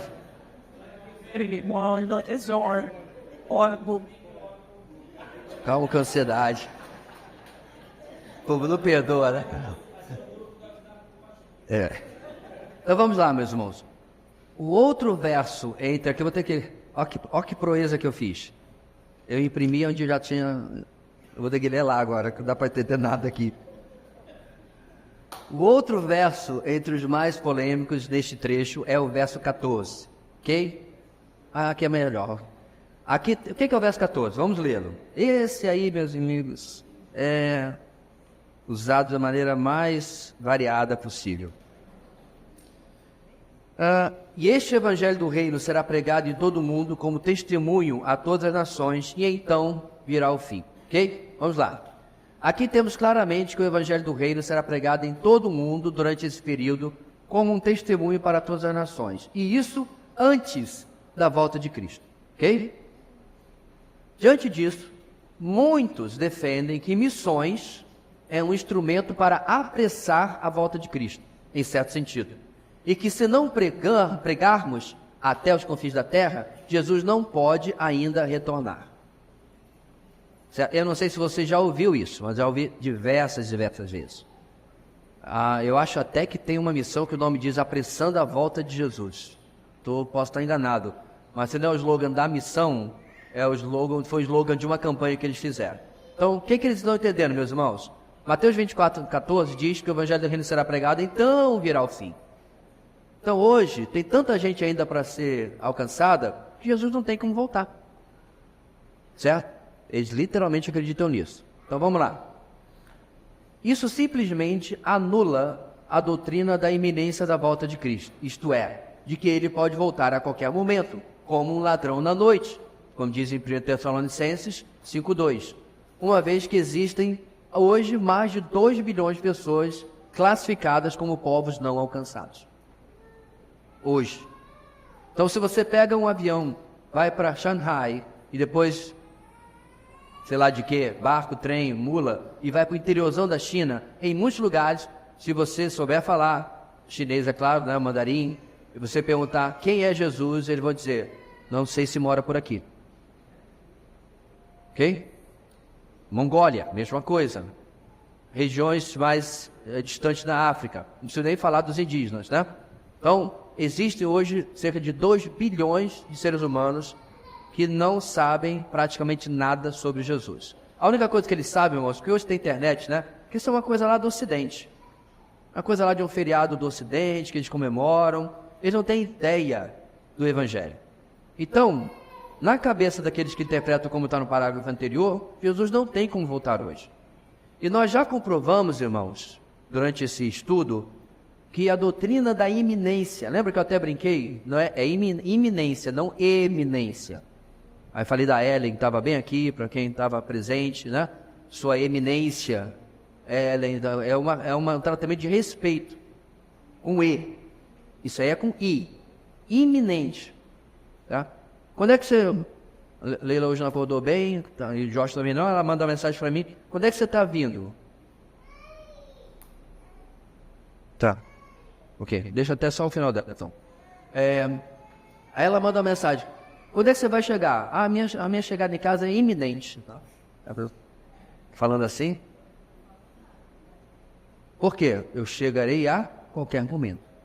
E nós comprovamos isso aqui, meus irmãos, biblicamente. Paulo esperava a volta de Jesus para os seus dias. Ele não esperava uma tribulação que viria, ou desculpe, uma apostasia que viria, uma tribulação que viria, como muitos esperam até hoje. Muito menos de que o Evangelho tem que ser pregado no mundo inteiro. Ok? Então, meus irmãos, sobre o que o verso 14 está falando? O que ele está falando? Então a gente vai antecipar um pouquinho a resposta do Adson, mas sem falar propriamente dito sobre essas pessoas que a gente vai tratar aqui, só antecipando um pouco. Ok? Então, vamos lá. Sobre o que o verso 14 está falando? Embora, meus irmãos, esse seja um tempo terrível de perseguição, o Senhor terá servos que testemunharão e espalharão as boas novas a respeito de Cristo e seu reino, que em breve virá.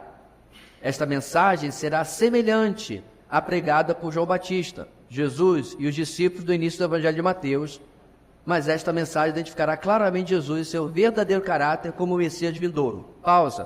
Por que a gente está falando, meus irmãos, que vai ser semelhante ao que João Batista e Jesus e os discípulos pregaram no começo? O que ele pregava, irmãos? Arrependam-se porque é chegado o Rei de Deus. Lembra? Por quê? Olha aqui, irmão, de novo, você tem que respeitar a audiência, com quem se está falando. Nós estamos em Isaías falando o tempo todo que o reino virá, que o reino virá. Inclusive é o tema de Isaías, ele vai trazer ao fim da iniquidade pela promessa do reino do Messias vindo, certo? Então, quando João Batista vem, é a última oportunidade de Israel. Arrependam-se do que vocês estão vivendo. O reino de Deus está próximo. Então, o que aconteceria, meus irmãos? Ok? No multiverso, na terra paralela, se os judeus tivessem aceitado o Messias, o reino teria sido implementado. Ok?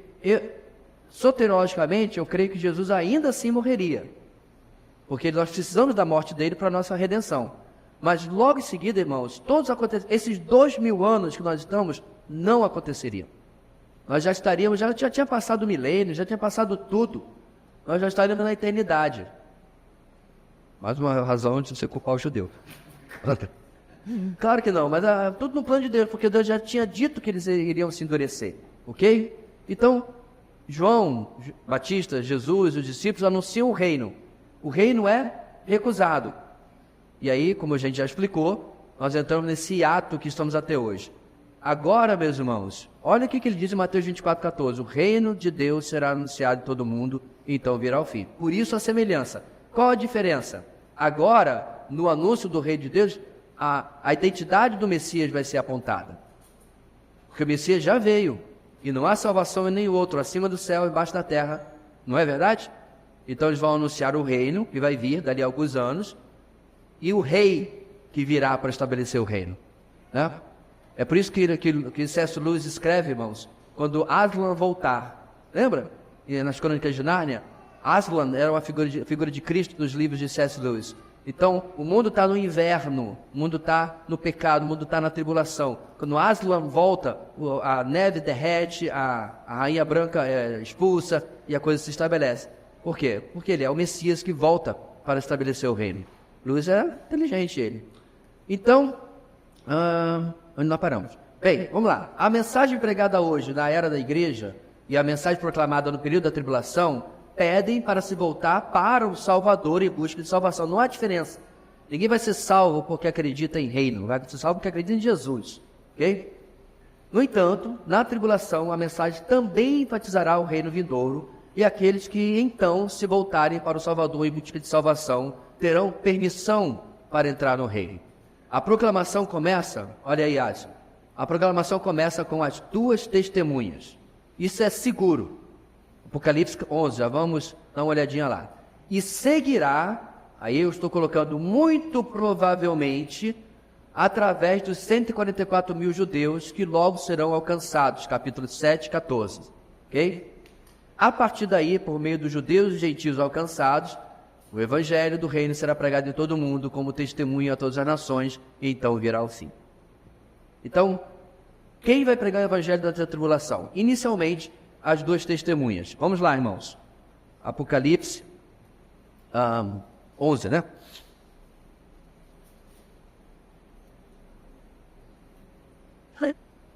Deram-me um caniço semelhante a uma vara de medir e me disseram: vá e meça o templo de Deus e o altar, e conte os adoradores que lá estiverem.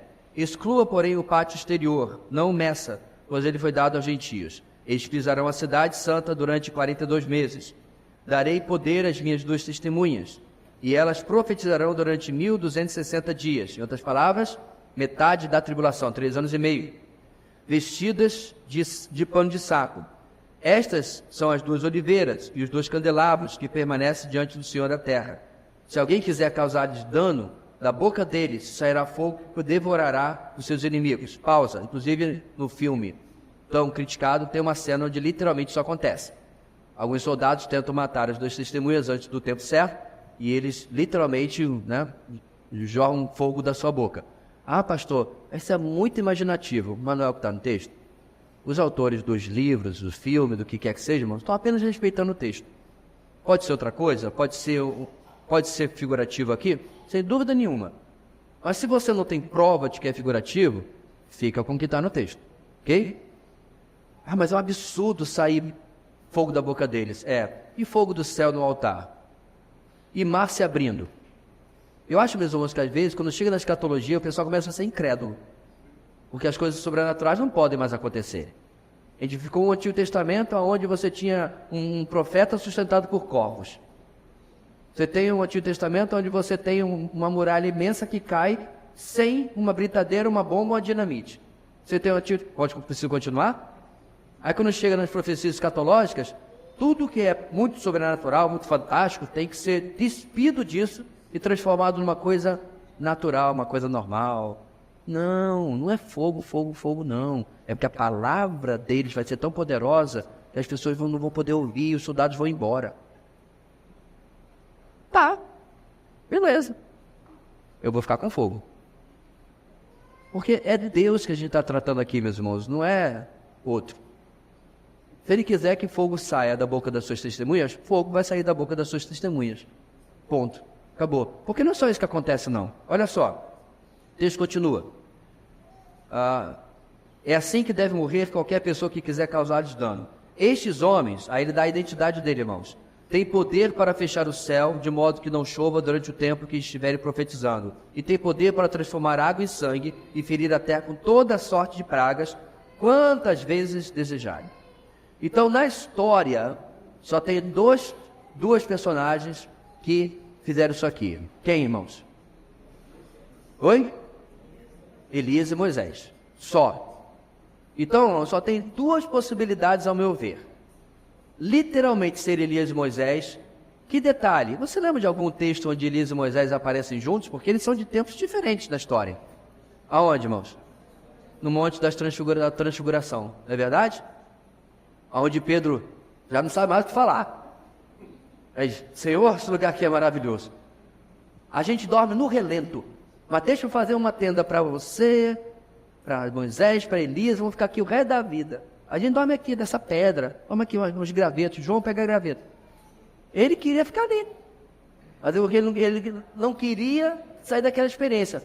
Mas ele viu Moisés e Elias ali com eles, ok? Essa é a primeira possibilidade.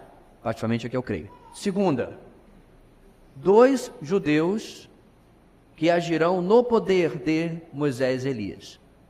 Assim como o próprio João Batista veio no poder de Elias, certo? Então há precedente bíblico, né? Ele viria na semelhança no poder de Elias e tarará. Eu não vejo evidência no texto, meus irmãos, para dizer que são outros judeus, mas não é uma interpretação absurda, ok? Ao meu ver, são os próprios. Eu vou justificar, irmãos, com esse texto aqui, ó. Versículo 6. Estes homens têm poder para fechar o céu de modo que não chova durante o tempo em que estiverem profetizando.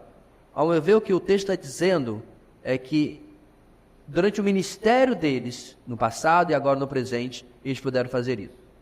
Pode ser que não seja isso, pode ser a segunda alternativa, sem dúvida nenhuma. O que para mim não pode ser? Interpretações alegóricas. Leandro Lima, dou o nome, diz que aqui é o Antigo e Novo Testamento. Ah, é? Leia o texto, vamos lá. Quando estiverem terminando o seu testemunho, versículo 7, a besta que vem do abismo os atacará. Atacará o Antigo e Novo Testamento? E irá vencê-los e matá-los. Vou tentar matar aqui o Antigo Testamento. Dá uma faca aí para mim. Como que você mata um texto? Como? Ainda que você tentasse proibir a Bíblia no mundo. Dá? Não dá. Esse é o best-seller, meus irmãos. Desde que Gutenberg imprimiu a primeira Bíblia, é o best-seller, o livro mais vendido. É o aplicativo, um dos aplicativos mais baixados na história. E o Version está provavelmente no celular de todo mundo aí. Como é que você mata um texto bíblico? Sabe por que você chega a uma interpretação assim? Alegoria. Quando você pega o texto, em vez de respeitar o que está escrito, você inventa um significado figurativo. Tá? Eu não lembro agora, porque eu tenho que voltar a ver essa minha pesquisa. 3 homens que eu respeito bastante,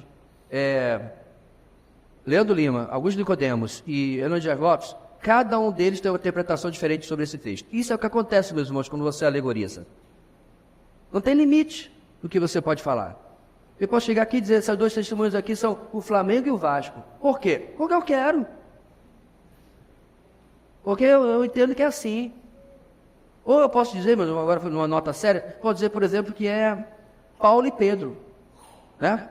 Porque eles eram judeus. Olha só que eu vou dar um pouquinho de lógica. Eles eram judeus, as 2 oliveiras, né? E eles eram cristãos, os 2 candelabros. É Paulo e Pedro que vai voltar. Ou eu posso dizer que eram 2 cristãos da época da tribulação. Enfim, aí você vai inventando o que vai acontecer. Isso chama-se, irmãos, escatologia especulativa, né? O texto não está dizendo isso. Ok? Bem, a gente vai falar um pouco mais sobre esse testemunho depois, mas é só para vocês mostrarem. Agora eu queria falar sobre a continuação. Destaque para a palavra provavelmente. Ok? Provavelmente. Você pode dizer assim, pastor, mas o texto dos 144 mil judeus está no capítulo 7. As 2 testemunhos do capítulo 11. Sim. Mas eles...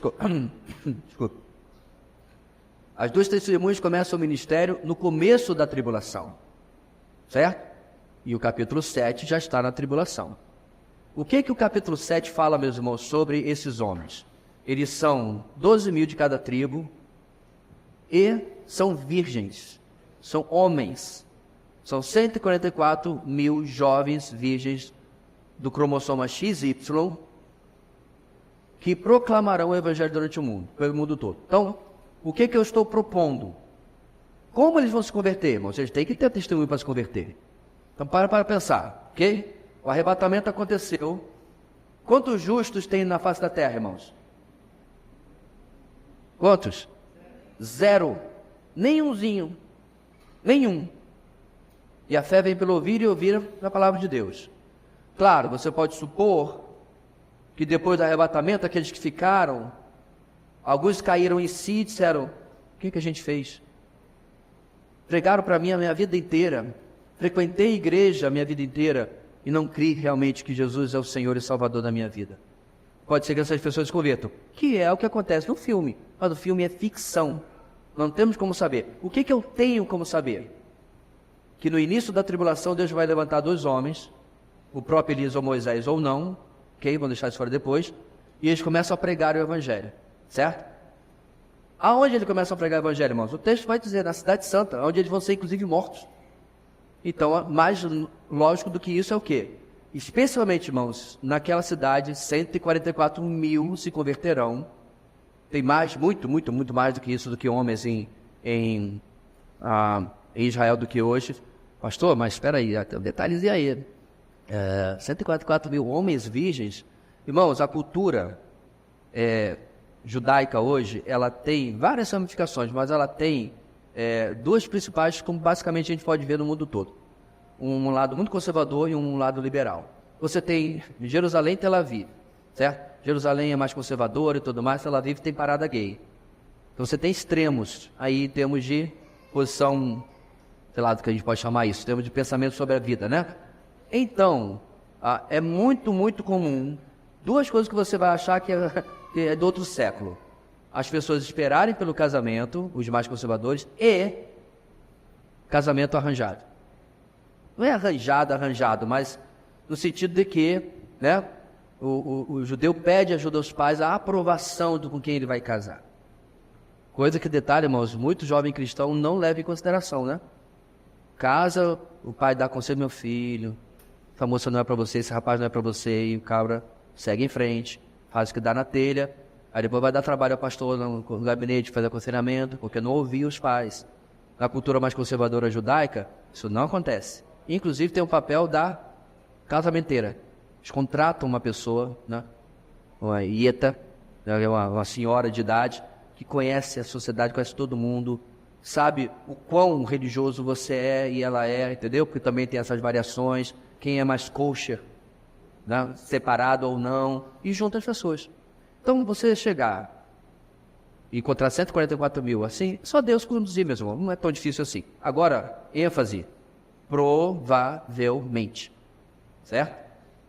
De uma maneira ou de outra, se vai ser através de 144 mil que não são testemunhos de Jeová, vale lembrar. Testemunho de Jeová, meus irmãos, é concurso. Só tem 144 mil vagas. Não, só rindo com uma coisa dessa. Você vê na palavra de Deus milhões, né? E viu uma multidão incontável, mas na cabeça deles tem esses especiais que vão passar nesse cargo comissionado especial aí, 144 mil. O resto dos outros vão ficar aqui, ó. É o pessoal da geralzona. Tem o pessoal do camarote VIP, 144 mil, e o pessoal da geralzona, que vai ficar aqui porque não chegou naquele... É por isso, meu irmão, que ele bate na sua porta. Porque ele está tentando, né, cumprir o que ele tem que fazer para estar entre esses escolhidos aí na interpretação. De onde eles tiraram isso, irmãos? Uma interpretação completamente estapafúrdia do camarada lá do Tutzel, acho que é o nome dele, que fundou a Torre de Vigia. Ponto final. Mais importante aqui é o seguinte, irmãos. Judeus e gentios alcançados, quer seja pelos 144 mil, quer seja do que for, né, eles pregarão o evangelho em todo o mundo. Mateus 24,14 vai se cumprir na tribulação. Foi aí que nós começamos, né? É isso que ele está falando. Vai se cumprir quando todo o mundo ouvir do evangelho. Agora, essa tarefa vai ficar, irmãos, de um lado, um pouco mais fácil. Porque bilhões vão morrer. Então hoje a gente tem que alcançar 2 bilhões. Mas eles não vão ter que alcançar 2 bilhões. Porque muita gente vai morrer. Então hoje, né, até aqui os irmãos da Beba, quando você ora por despertamento dos jovens para alcançar tribos que estão, né, lá isoladas e tal, isso vai acontecer nesse tempo. O mundo todo vai ser alcançado, os lugares mais longínquos, isolados, difíceis. E detalhe, meus irmãos, aí, papai do céu, já vão acender a fogueira para mim. Quanto tempo leva para aprender uma língua nativa?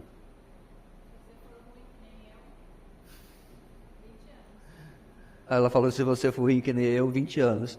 Irmãos, não é fácil não. Aprender inglês, português, espanhol, italiano, são línguas que o inglês a gente ouve o tempo todo, os outros são latinos, é uma coisa. Meu amigo, eu estou assistindo esse negócio de japonês, e digo assim, mas essa palavra não significava outra coisa? Agora já tem esse outro significado? A gramática é horrível, dê uma olhada. 3 a 5 anos em geral. Então, como é que eles vão pregar em 7 anos para o mundo inteiro? Alguém suspeita? Não, irmãos? Pronto, dom de línguas. Joel capítulo 2. Derramarei meu espírito sobre seus jovens terão sonhos, falarão em outras línguas e tarará. Aí de fato se cumpre Joel capítulo 2, especialmente para o povo judeu, que vai se espalhar pelo mundo e pregando o evangelho. Eu não estou falando, meus irmãos, de bala macia, bala gostosa. Balá, balá, balá, balá, não. Nós já aprendemos isso em pneumatologia. A gente está falando de idiomas, certo? Não está falando de palavras desconexas, que não faz sentido nenhum, não. Estamos falando de gente, certo? Eu sou alguém na tribulação, eu não aprendi mandarim, por exemplo, também é facílimo, não. E vou pregar na China, e pelo poder do Espírito Santo, acontece o que está em Atos capítulo 2. Eles me entendem em seu próprio idioma. E o Evangelho é mais uma razão, meus irmãos, pelo qual o Evangelho vai ser propagado mais rápido.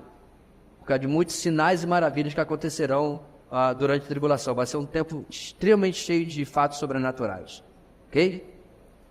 Apaga a fogueira, por favor, porque eu não falei nenhum absurdo, não. Isso aí está na Bíblia, Joel capítulo 2.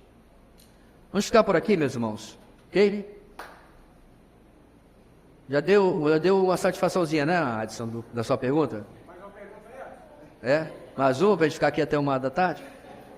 Amém, meus irmãos? Então, semana que vem, vamos continuar, não terminamos o texto todo que a gente escolheu, certo?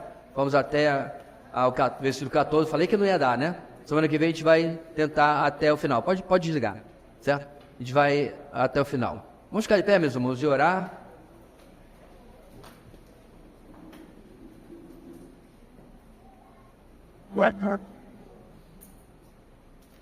Oremos.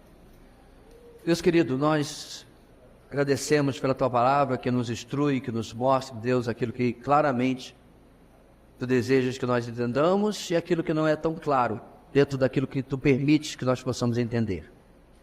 Abençoa, Deus, que essas informações fiquem gravadas para nós, possamos entender e ter o desejo, Deus, não apenas em escatologia, mas em tudo que temos aprendido nessas 61 aulas, de se aprofundar sempre na doutrina do Senhor, na sã doutrina, porque, ó Deus, quanto mais conhecemos o Senhor e aquilo que Tu nos deste como revelação, mais firmeza e de forma mais robusta é a nossa fé.